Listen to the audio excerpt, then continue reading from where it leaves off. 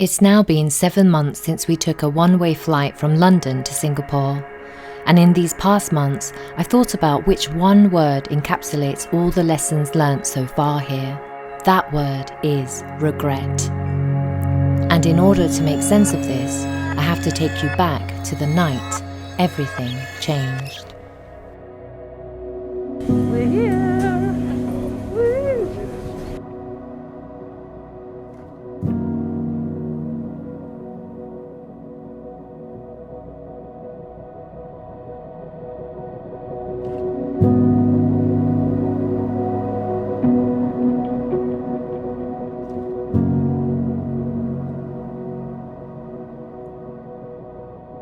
I arrived on new lands in near darkness. There was something about that night that felt different from all others before it, as though a door had closed to the past where I could leave my worries behind.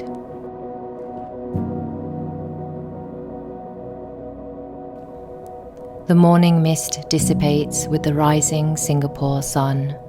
The light reaches out and warms me.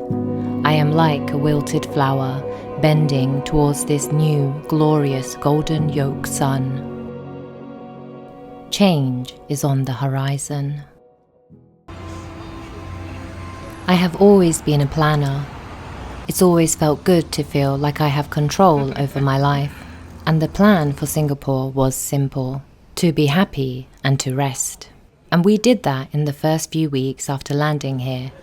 We relished all of it like it was cake. One thing I will say is, if you do come to Singapore, just try everything local, because that's all the yummy stuff.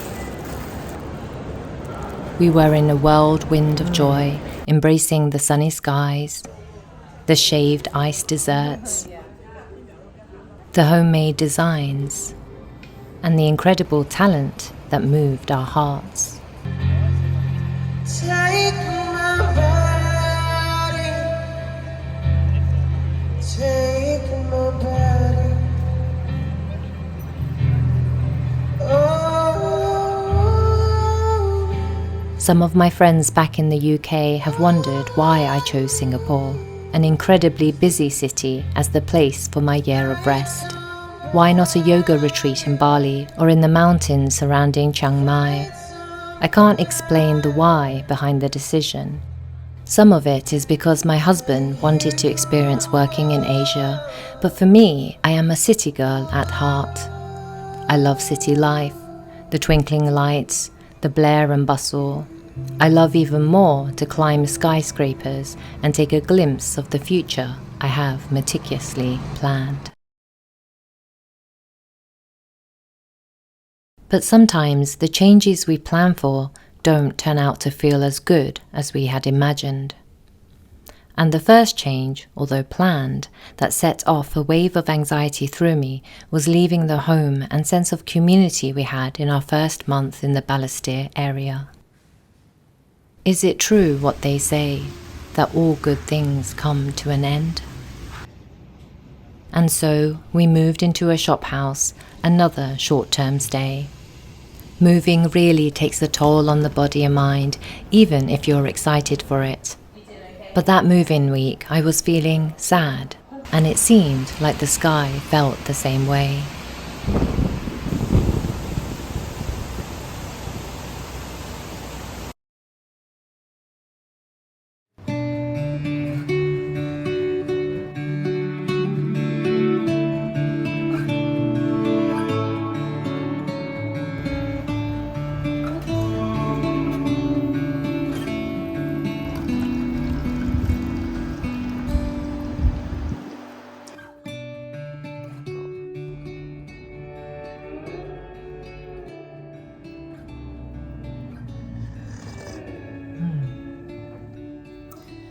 So it's been a tiring couple of weeks here now in the shop house, and everything's gone fine in terms of the move. It's really been as smooth as it can be, but I guess we're really exhausted, to be honest.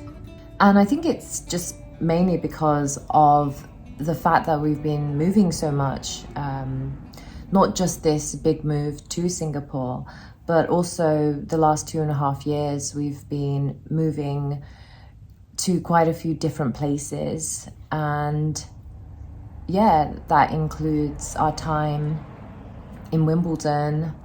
We moved to East London as well, and then to the English countryside. Now this big move to Singapore, to the Balestier area, and finally to this shop house. That's 5 moves in 2.5 years, and I think that's the only reason why we're so tired, really.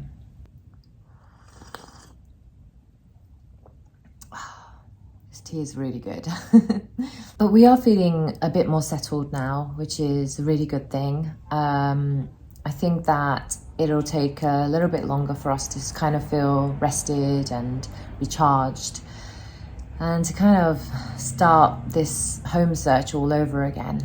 Rest is the main item on the agenda, and I guess we'll just see how things go. As we settled in, living half in and half out of suitcases, the next couple of months was just about one thing: looking for a long-term apartment. It was a difficult and challenging time because, to be honest, the rental market is, for a better word and phrase, crazy expensive.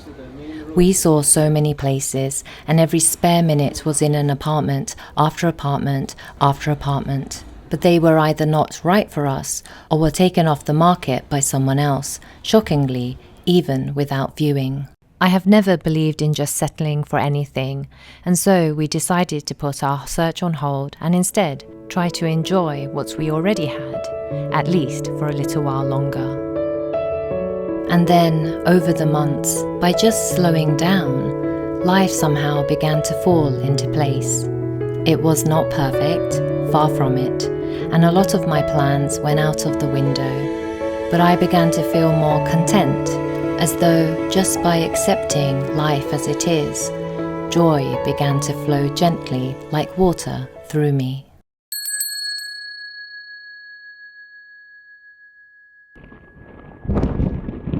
Then, one day in December, it started to rain, and it didn't quit for several weeks.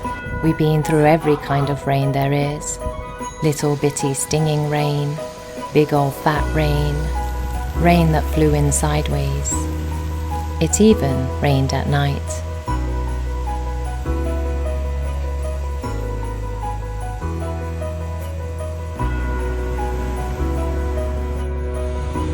Look at this beautiful sky! Wow! I've always believed the sun is like a medicine for me. Its warmth and glow affects my mood, which is quite obvious during the colder and darker UK winters. While winter is non-existent in Singapore, there is a heavy rain season, and it's something that feels so magical when you're caught up in it. Can be annoying though if you really need to get somewhere and the sky suddenly decides to rain down hard. But I think sometimes, whether it's winter or the monsoon, we are being reminded to just slow down, as though Mother Nature has given us permission to stand still, catch our breath, and marvel at this beautiful world. And the December rains have helped me to do just that. It's a bit cold. Has it got onions in it? Probably. I'm not sure if you can tell, but I was feeling much happier.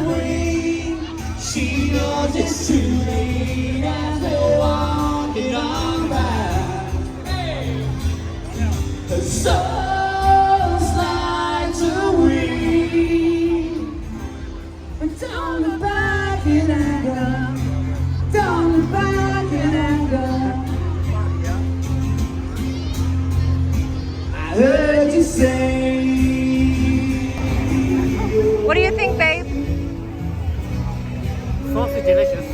I'm not sure if I like the texture. You're not sure about the texture? Oh well. Does it taste nice though? Flavors are good though. Yeah, good.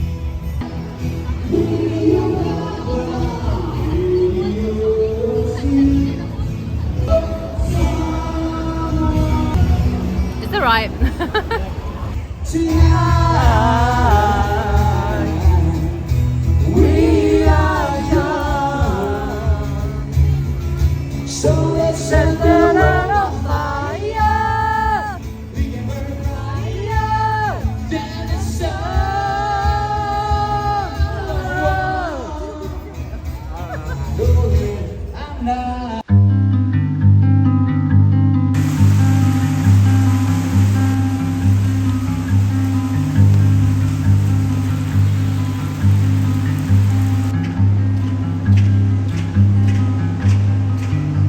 2022 has passed by so quickly, and many changes have happened, some planned and some unplanned.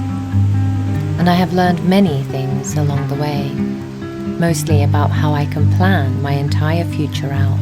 But the reality will often be very different from our expectations.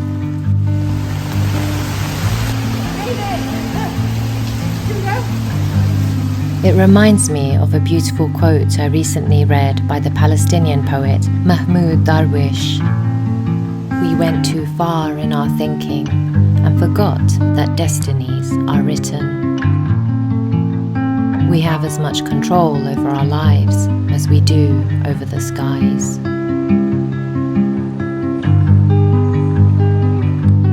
We've tried their sandwiches here before, they're absolutely delicious, including a smoked duck craft widge, but they don't have that today.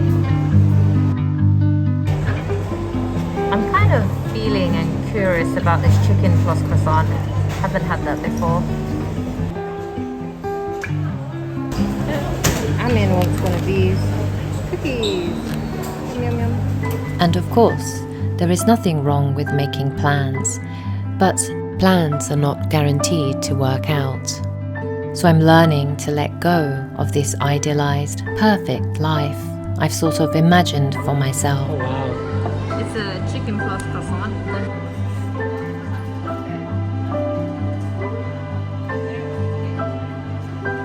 And I know where it all comes from the worries, anxieties and struggles of the past. Planning or over-planning has been a method that makes us feel safe, in control, and convinces us that we can circumvent any future hurt. I wonder if you can relate. Though some of our hopes and dreams have not gone to plan, me and my husband have learnt a lot about ourselves and about each other.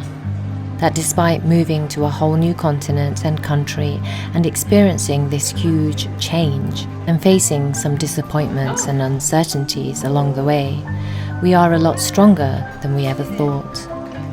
I think that's really what big and small changes, life's curveballs and lemons try to teach us in the end, that we are all a lot stronger than we ever imagined.